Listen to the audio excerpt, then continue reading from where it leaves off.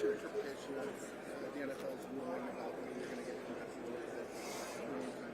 Yeah, it's a great question. I think I kind of put that whole thing into two buckets. One, really proud that Ian has the opportunity to be a general manager.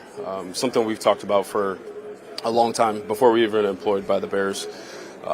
It was our vision to climb through the ranks, get a seat, the GM seat, and then help the other one get to their position as well. So really happy for him. How we do that and why we do that has nothing to do with compensation whatsoever. I want to make that very clear. On the other side, there's a set of rules that were put in place that I think can be applied to this situation. So we've communicated through the right channels, so we'll see what happens as we move forward. I'm not sure. We'll just wait for a response. No one personally called me from the league, so. Ian was just here and said that he thinks you should, and you think you should. Yeah. So the Bears think you should, the Falcons think you Yep. should. It seems like. Yeah. So it'll be up to the league and how they see it. So you formally haven't appealed it to the league? We've had conversations, yeah. What's your overall opinion of the rule itself? Like, just from your side? Yeah, I mean, I'll be honest, I think it is a little strange. I mean, at the end of the day, you should want to develop your staff regardless of the color of their skin. I think that's important. I think we take a lot of pride with the Bears on how we have our setup. And I take a lot of pride in that. So to be compensated for that's a little strange. I mean, I saw the Chiefs get a pick because of me, and then I watched that player go and play. It's just a little odd. But at the end of the day, if they think that's what's best to help incentivize, then that's what they wanted to do. But at the end of the day, like I said, that's not the purpose of why we develop our staff. But if that's the rule they have in place, then I think it's very clear in the situation on what should happen. But we'll see what they think. Yep.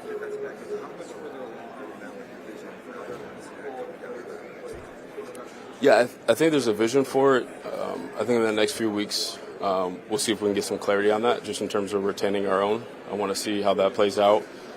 As I said, at the end of the season, we have more constraints now than we ever have before. We're further back in the draft. From a cap standpoint, we got to clear some room there. So we have to be strategic, and also, like I've always said, it takes two to make that happen. So we want to be really smart with the guardrails that we put up, and if it falls into that, then great. If not, then we have to pivot to the next deal.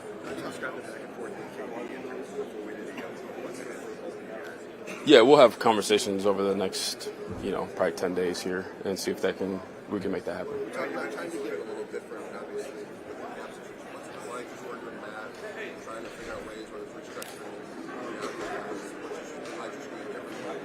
restructuring. Yeah, I'm really fortunate to have Matt Feinstein. I think he's one of the best cap guys in the league.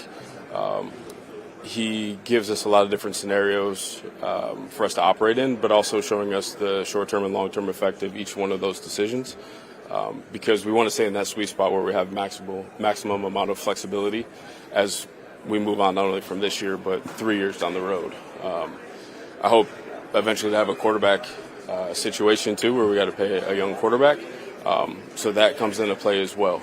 I think we're getting closer and closer to clarity on that side of things, which helps us start to build those models to make sure that, again, we're doing the right thing for us moving forward, and we're not put ourselves in a situation where we got to make really, tough or bad decisions down the road that hurt us.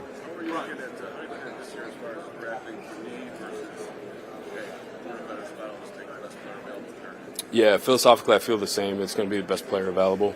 I know that may not be the most popular thing because people see kind of like on my board I have yellow tags where we need to fill in, but at the same time, I do believe, especially in early rounds like one, you really got to stick to best player available. We saw that last year. I know there's a lot of questions like, you got Cole, why would you take Colston? I think we found out that it helped us along the way. So we'll continue to lean in that philosophy. How tricky is it to navigate the linebacker position with some of the injuries that coaches sustain? Yeah, it's really difficult. We spent a lot of time working through that process. There's some unknowns there. There's some projections just in terms of return time.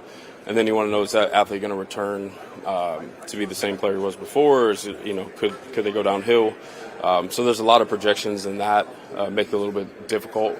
But I think that's when you lean into versatility, flexibility, and making sure that you get the right person in the room to make sure that that group can be filled out the best it can.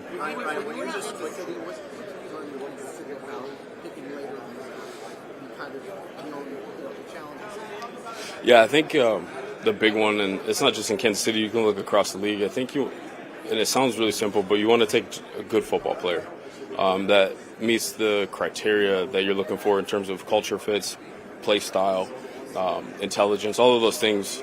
You really want to lean into that. I think sometimes you can get caught in flashy. You're trying to, that guy should have went in the top 15 and he slid because of this reason, but we'll fix that. And I think you want a good football player that matches the DNA that you're looking for. Right, what you just said about quarterback this time around, you're not looking for a quarterback now. There are teams who are. What are your thoughts on the trade market and with Tyson? Yeah. Have you gotten any calls on him or any interest somewhere else?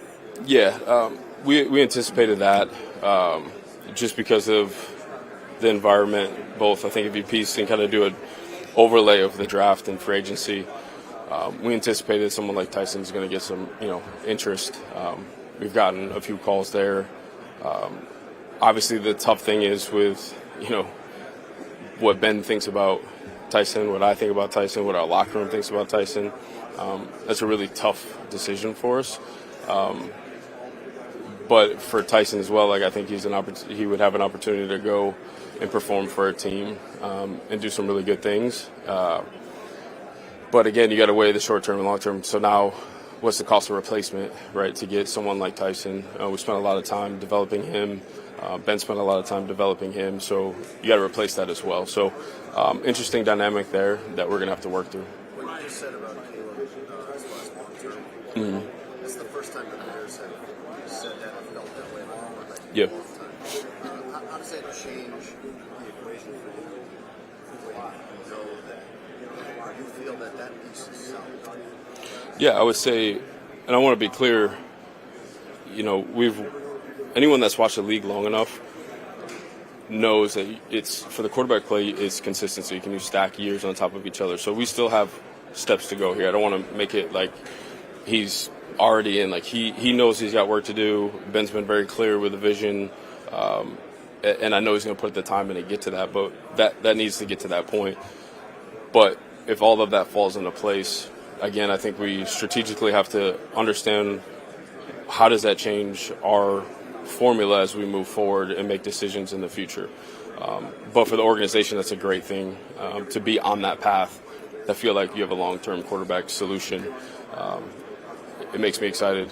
Obviously, he's excited. Ben's excited. So it's good for everybody. This time, that decision, you have the rookie window where you're going to get top-level quarterback play at a discount. Yep. So how much do you feel the pressure of the clock ticking on that? Yeah, I wouldn't say there's a pressure of the clock ticking. I think you want to take advantage of those opportunities to get as much talent on the roster as possible. But again, how you make all that fit is the part that we got to be really strategic about. What did you do with the offensive line last year? Is it possible to do that on the defensive line side, add that quantity and that kind of quality as well? Yeah, I think it's always possible. Things got to come together. That mindset was there from the day I walked in. But those opportunities, the clarity that we needed wasn't all there. So we were able to capitalize on some cool situations there through trade and free agency. I'm not sure how that's all going to line up now. I know from a cap perspective, we probably don't have enough to make all of that work on the defensive line. I do think on our D-line, I think there were some situations, mostly injury, that didn't allow that to really come together the way it was supposed to. So I look forward to that happening. But we're also going to have to continue to bring talent in to create competition so that our defense can take the next step. How do you look at the depth of defensive end in this draft versus defensive tackle? Yeah, I would say from what we know now, and not until we leave here and gather the information from medical interviews will we have complete clarity on the draft. But as it sits right now, I feel like the edge is deeper than the interior. Under this CBA, it's kind of a golden idea that win a championship with a young quarterback in his first contract, spend the money elsewhere. Why do you think that hasn't happened? Say that one more time. Why do you think it hasn't happened for anybody? winning a championship with a young team quarterback. Yeah, I think you've seen some teams have some success in terms of winning a championship in the Super Bowl. I'd say that's a it's a pretty deep question that starts all the way back in how we're developing talent from high school, college, NIL, transfers, coaching, where the focus is for some of these kids. I think it's a lot deeper than just what we see in the league. But I would say development is probably the place I would lean into. These guys have a lot to learn coming into this league. Simply as, it was just until last year you're throwing up a card, right, to put the play in for everybody. And they got to go in and now hear it through a headset, regurgitate it, give it to the huddle, get to the line of scrimmage on time, and then maybe just flip the play to the other side. It's really complicated. And I think the game has gotten more and more complicated to create a tactical advantage for offenses. And that's really hard for young quarterbacks because it's all brand new. It's a different language. So I would lean into development to answer your question. Couple more. Oh, yeah. Financially, you can field the best team when that quarterback isn't taking up a massive piece of the cap pie. You made some big additions halfway through the season for that defense. Would you say that you started to get somewhat of a better bearing of what Dennis Allen needs to see his vision of his defense? Yeah. When we first got Dennis in, it's really for all the coaches, position coaches, coordinators. They came in and talked about what they need, like what's prototype. I knew from what Dennis was bringing, scheme change over the last few years, it was going to take a little bit of time to get exactly what we needed. But as you go through that season, you ask more questions. You're sitting in the weekly evals of our roster, all the way to last week hearing them go through their UFA stacks and inserting where our players line up in there, both guys under contract and not. You get more and more clarity as you go through. So I feel pretty good about that. Last one.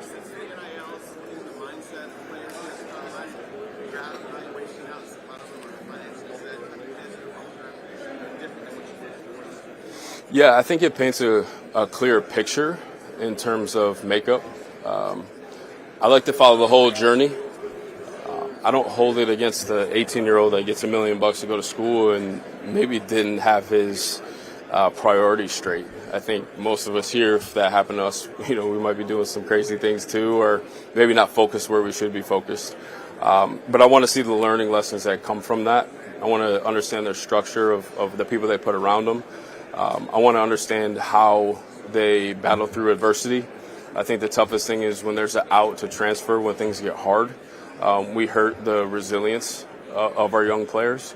So I want to learn through that and understand how they grew throughout their whole deal. And that doesn't mean we would eliminate everybody, but we know what's coming in the building and what we need to lean into, because I think we have to pick up some of that education on our side more than back in the day where colleges were kind of doing that education along the way. And I don't blame the college coaches. That's a really tough position.